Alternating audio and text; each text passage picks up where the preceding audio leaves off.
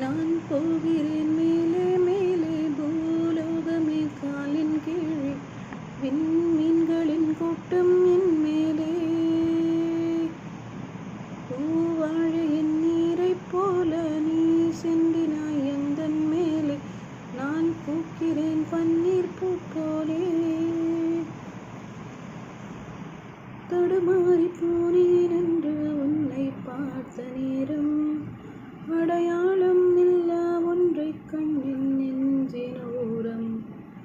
ஏன் உன்னை பார்த்தேன் என்று உள்ளம் கேள்வி கேட்கும்